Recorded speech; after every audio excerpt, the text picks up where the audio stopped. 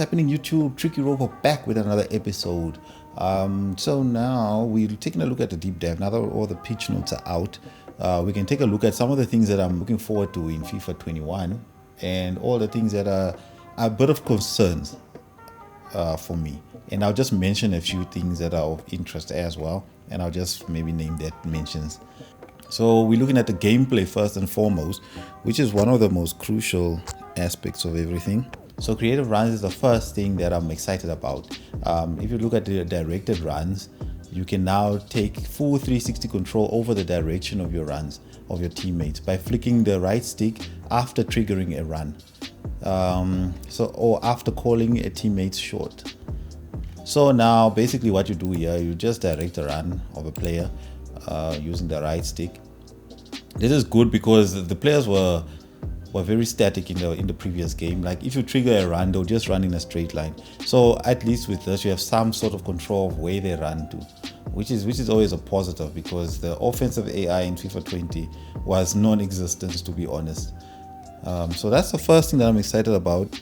So headers make a return here. In FIFA 20, we made the decision to make heading less effective, resulting in less goals being scored from headers. As part of our efforts to promote skill differentiation and the idea that most of the goals that are scored are the direct result of player action. In FIFA 21, to improve the viability of scoring with headers whilst keeping a skill gap in the game, we are introducing manual heading. To enable this option, a player would set the assisted headers options to off, as detailed later in the article. So now in FIFA 20, headers were like so poor. Like, I mean, you'd be in a position where there's no reason for you to miss a header, but somehow you still miss. I mean, there's no point in making headers less effective to that point. So I'm glad to see headers back. I think that's a positive in my case. So the next thing that I'm interested in is defending, but not just any part of the defending. This part right here, as you can see, the player is trying to take the ball and he's shepherding he's standing in between the player and the ball. Now what used to happen in FIFA 20 is that sometimes you try to do this and the player will just carry on running past the player and totally miss the ball. That was absolutely annoying, and that would lead to so many goals. Because I mean, if the player is running head on against the goalkeeper, towards the goalkeeper, and you have your last defender in a perfect position to take the ball, and he misses the tackle and he just shoots over past the ball, I mean, what's going to happen? The opponent's obviously going to score. It's going to be in a 1-on-1 situation. So that used to happen way too often in FIFA 20. So I'm glad that they're finding a way to mitigate this. So the next thing that I'm interested in is the quality of life improvement. Now they're saying here, thanks to the feedback, we identified a few things that could be made in the gameplay to create a more enjoyable experience for everyone playing FIFA 21. The removal of some celebrations, including shush and the AOK foot celebration. Now I don't know if the AOK was actually that of a problem, but shushing has been a problem in the community for the longest of time. People are very toxic in this community, and they use this as their basis to show how toxic they are. Reduce the length of goal celebrations, and they reduce the waiting time on multiple set pieces, and those are the times over there. The other thing that I'm excited about, or that I'm happy about that they changed, is the under many more. There are lots of other mechanics and smaller changes we've added this year, besides everything mentioned above, to mention some. So new goalkeeper antics on penalty kicks, if you want to taunt the players.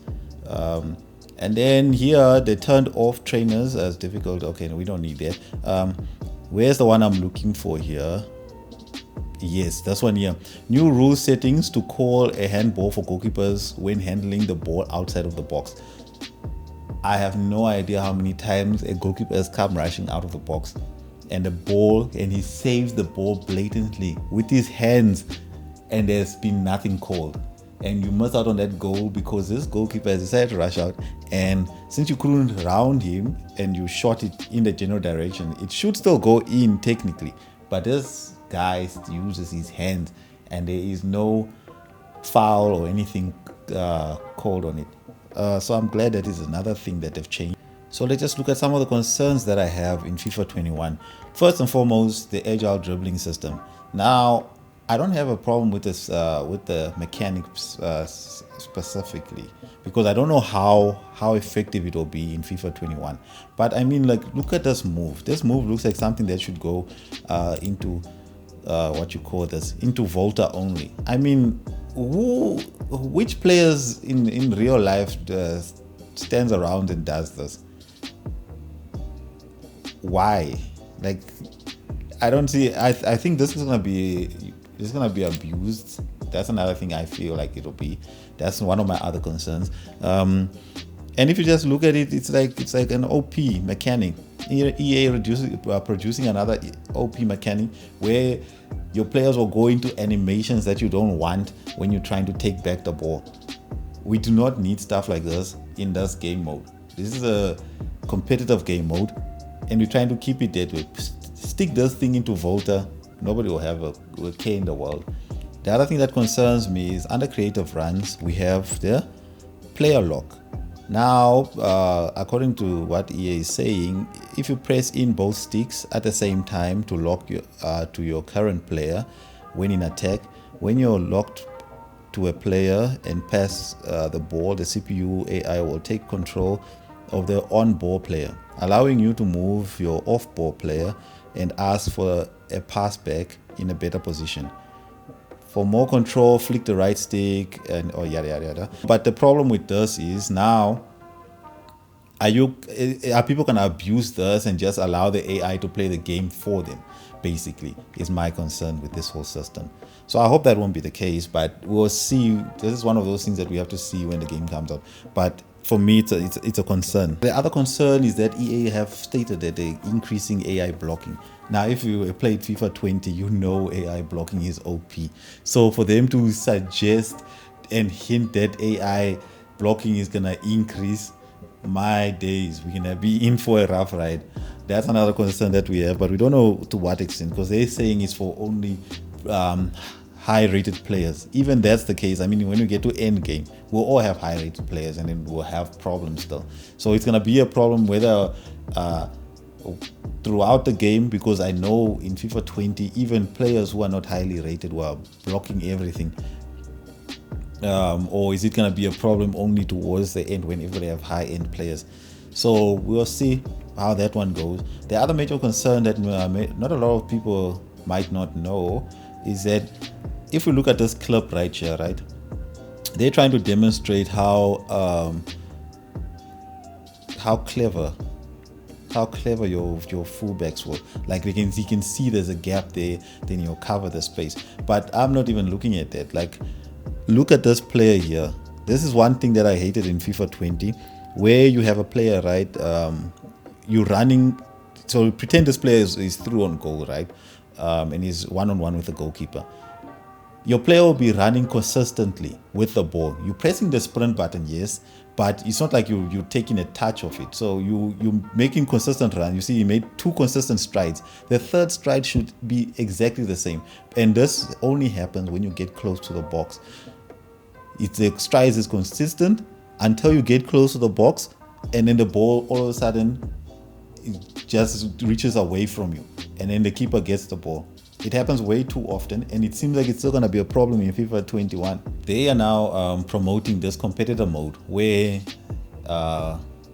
basically the computer can imitate real life players. But the issue is with this clip right here. Now, this is something that I hate. This should be the defender's ball any day of the week. Any day of the week. How does a player skip past the defender there? How? Just look at this. The defender is in a perfect position, he makes a tackle, he completely misses the ball. That should not be happening. This is a competitive game, man. If you're in a very good position and you're facing the opponent, and the opponent hasn't made any moves to say that he's trying to take the ball away from you, this is gonna be a nightmare if this is gonna be a consistent thing again in FIFA 2021, because that's a FIFA 20 mechanic. That's a problem that we've had in FIFA for the longest of time. And if we're gonna carry on having the same issue, my days, we're in for a rough ride. So this is, I think, the biggest concern, that yes, they've introduced new mechanics and it's gonna help the game out, but there's also old mechanics rearing their ugly head, and we're gonna be continuously seeing those mechanics. I mean, that is horrific. Or am I just losing it? Tell me, let me know down in the comments below if I'm just exaggerating, that should be a defender's ball. One of the things for me to mention is that EA say they're working on gameplay responsiveness. And this is what they say: as we've been covering throughout the FIFA 20 cycle, online and gameplay responsiveness has been a key focus for our teams, especially those working in the FIFA Live space. They say this every year, that they're working on responsiveness, but we never see a change. And then if we look at, okay, so now they have obviously increased responsiveness to skill moves.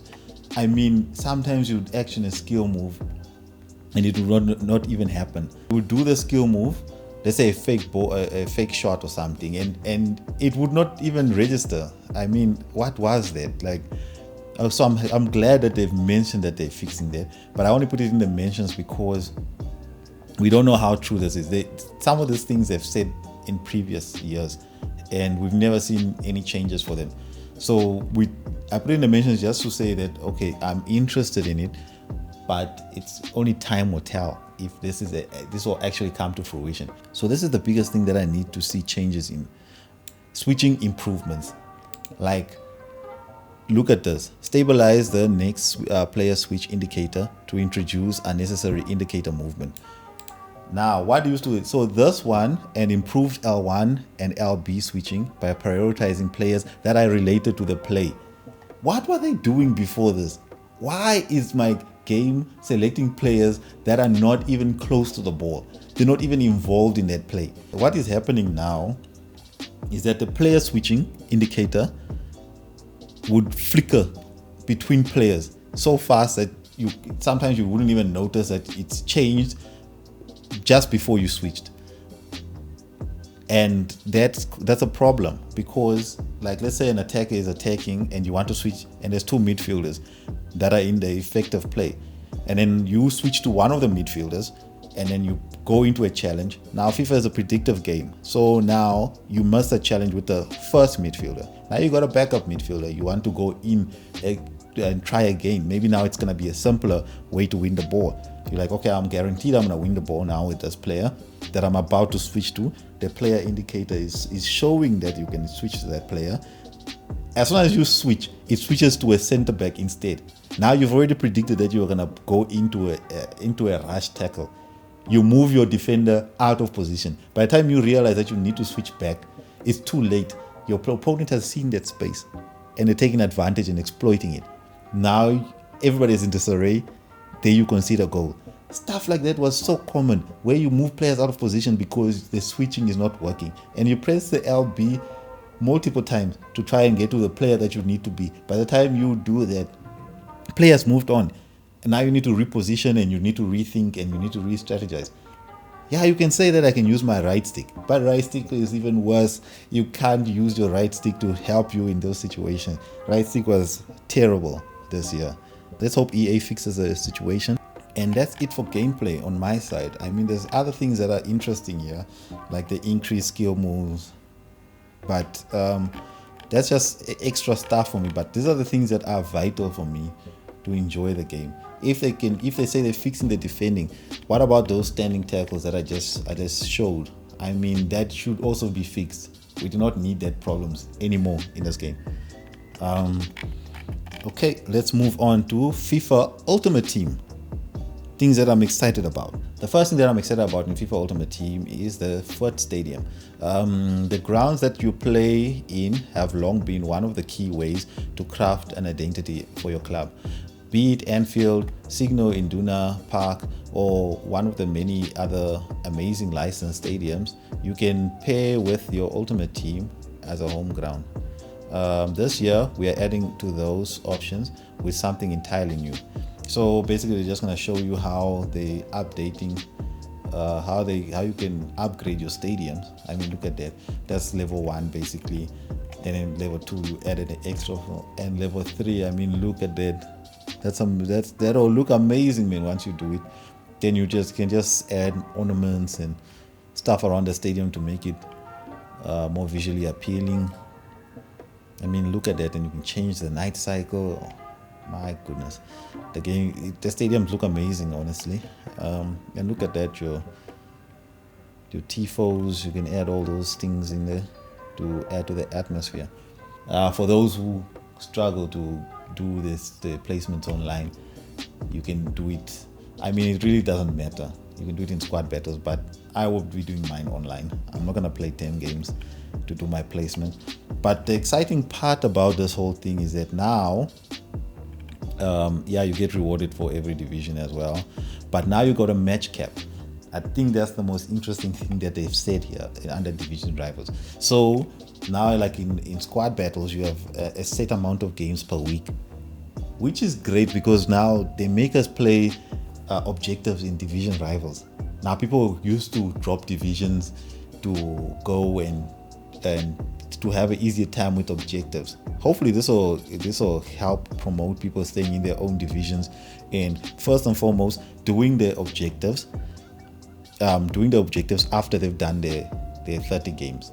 So now you won't need to drop divisions and do all these funny things that was happening now in FIFA 20. So another thing to be excited about is for FUT champions and squad battles will both have an increase to the size of the leaderboards. From the top 100 that we've had since the launch of champions in FUT 17 to a top 200. So basically now people used to be able to finish, some people finish like 30 and 0. That should guarantee you top 100. I mean, it's not easy to play 30 games and not lose any of them, but they will still not achieve top 100. So hopefully this helps. Now this is another cool thing to mention. I'm excited to see in FIFA 21. We've done a major overhaul to the design of the menus for 21 and really simplified the organization while giving quick access to some key parts of the game. The other thing to be excited about is the removal of fitness and training items. Oh my days. This was an annoyance actually to the game. It was unnecessary. I don't remember ever using a single training item in this, except by accident in this iteration of FIFA 20. So this is actually a great move from EA to remove this. So they say, in an effort to streamline the systems in the game, we've decided for different reasons to remove both fitness and training items in FUT 21. Fitness items have been a light management element in Ultimate Team since the very beginning. The decay of players' fitness was put in the game originally to encourage rotation in the squad and to simulate some of the management decisions that football squads have to consider. However, we have evaluated these mechanics and have decided that it wasn't creating the desired effect in rotation, and players were spending time doing a management action that was frequently required and ultimately not very fun. So they've read us on that. They've covered exactly our thoughts on fitness items, and I'm glad that now they have removed it. And then they go on to say all players in FUT 21 will start every game at full fitness. Great. It was a terrible system, and I'm glad it's gone. Okay, and then they talk about training items. I won't read into that because I really don't care as long as they're gone. They just clutter up your club. And the other thing to be excited about is the new icons. So we got Eric Cantona, we got Peter Cech, Ashley Cole, Samuel Eto'o, Philip Lahm, Ferenc Puskas, Bastian Schweinsteiger, Divo Silka, Fernando Torres, Nemanja Vidic, and Xavi. So the three that I'm excited about to see in game. First and foremost, I would love to have an Eto'o in my club. Second, Philip Lahm would be a great addition as well. Puskas is gonna be crazy in the game, but I don't know if I'm looking forward to playing as him, but we will see how his card looks. And then Fernando Torres is an interesting one, but Xavi, I want to see players like Xavi are never usable like in the game, so I'm hoping they'll make Xavi usable, and so I can at least add him into my team. I mean, there's so many icons that are they're good, but they become very useless pretty quickly. So I hope Xavi won't be one of them. One of the concerns for FIFA Ultimate Team, I only got one here. There could be more, but everything else looks good, looks okay. So this is one of the elements that EA have been promoting the most in FIFA Ultimate Team, foot co-op. But the problem with this is, okay, I won't be using it myself. I mean, we already have problems with connection in FIFA gameplay responsiveness. I don't know how it would be when you have 4 players in different places playing in the same match. It'll be interesting to see. I might test it out, but I won't be playing it on a regular. It's not a mode that I'm really interested in. So, but I mean, they're promoting this, yet you can't even matchmake with your friends. Like, they'll have their own in-game, what you call this, matchmaking system, where it will basically be random. It'll be pitting you against random people, even in friendlies. I mean, that's really unnecessary. We'll have to see if that changes, but that's what EA had said on their Twitter. So that's a concern for me. I mean, you encouraging people to play together, but on your terms. Great, EA, great. Yeah, and that about covers it for me in terms of FIFA Ultimate Team. So let's move on to career. First and foremost, already off the bat, interactive match simulation. Oh man, you have no idea how exciting this is to have this in FIFA.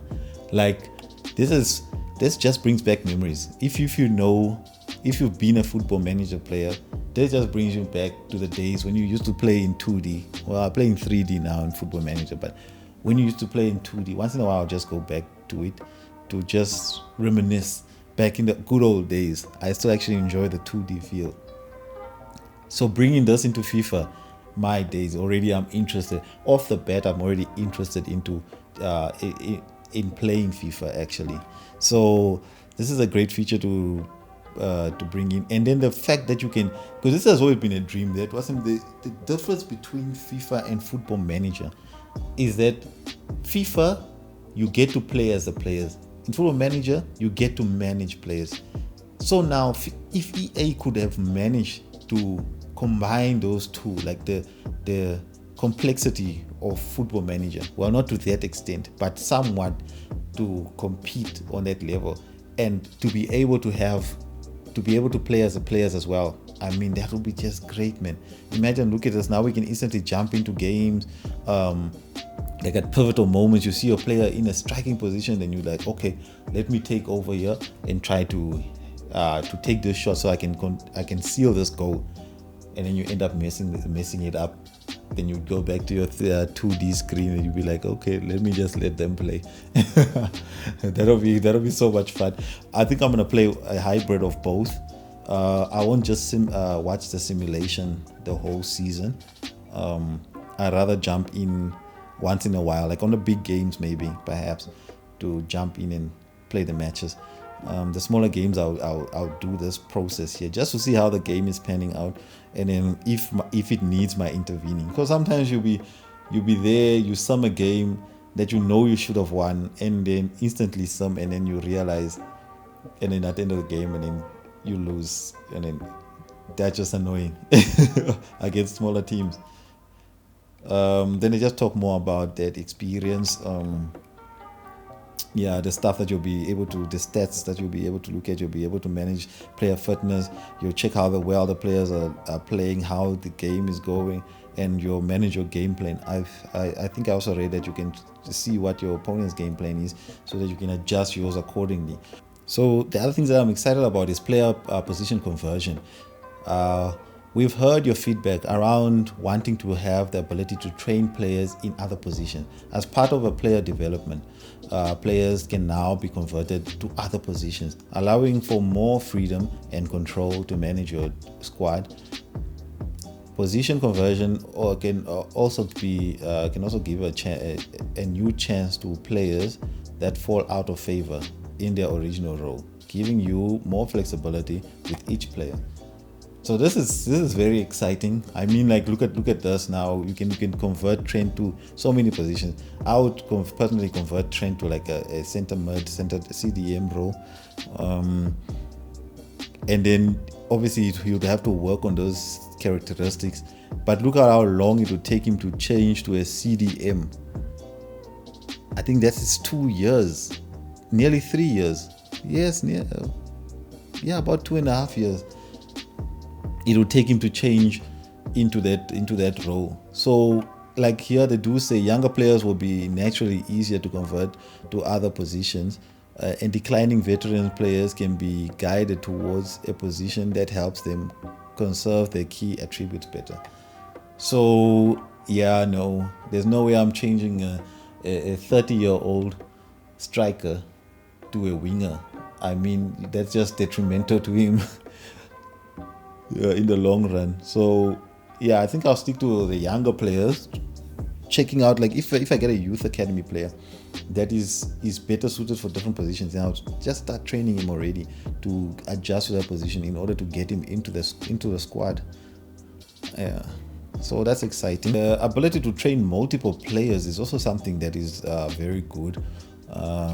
So I won't go too much into depth. EA have neglected this mode for so long that now we are now building a foundation where we can pivot off of.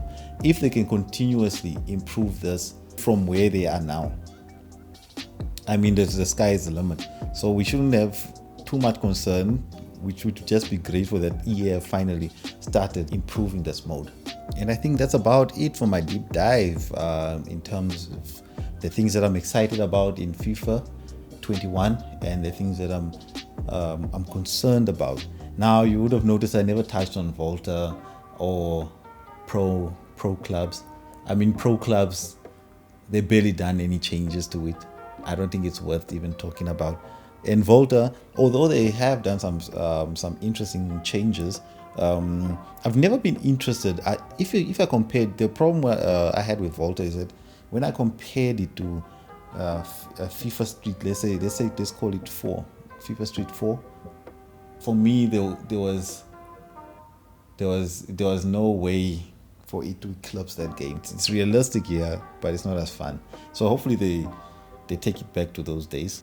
So in terms of everything that I've talked about today, my major concerns is with gameplay. I don't know if they have changed enough for gameplay to be reliable. As you can see, there's still some elements that, from FIFA 20 that they're still showing. I don't know why they would show us gameplay like that. That are still existing in FIFA 21 as of what they've shown us. Now, people have been giving out beta codes, and from what I hear, that the beta is never actually what fully releases on day one. So people will say the beta is good, and then whatever releases is different from what the beta is. So I don't know if the people are lying about what they played. It's just that now the community is angry about what EA releases, and then people will say no, but this is not what EA made us play, just so they can protect themselves, or EA are listening to a small community of fans that ask them to change the game as a whole, like to change how the game mechanics work. Now I won't deny that the power of the casual player outweighs us players who are constantly playing FIFA, and that was shown in Summer Heat. Like, if you think about Summer Heat had cards that were releasing, and because the community I had to vote, and we all know, like, players that would be good in the game, even though, like, if we know a player is lower rated and would benefit from a boost more than another player who is higher rated, we would choose that. We hardcore players would choose that player, but the casual will always look at the rating and go for that player. So I don't underestimate the power of the casual. So maybe the casual is what changes the game mode. But let's hope that FIFA 21 comes out better than FIFA 20. We don't want to have any more issues but it looks like at least EA are trying to listen to the community. So I think I'll leave it at that. If you enjoyed the episode, don't forget to drop a like. And I have actually a lot of videos lined up, so I don't know how my releasing will be. I'll try to get all the videos released before this weekend is over. Hopefully by next week I can start re-uploading some more Foot Champ games. Hopefully I would have finished them, because I know myself, sometimes I get tired of playing FIFA. So alright, I think I'll leave it there. Peace.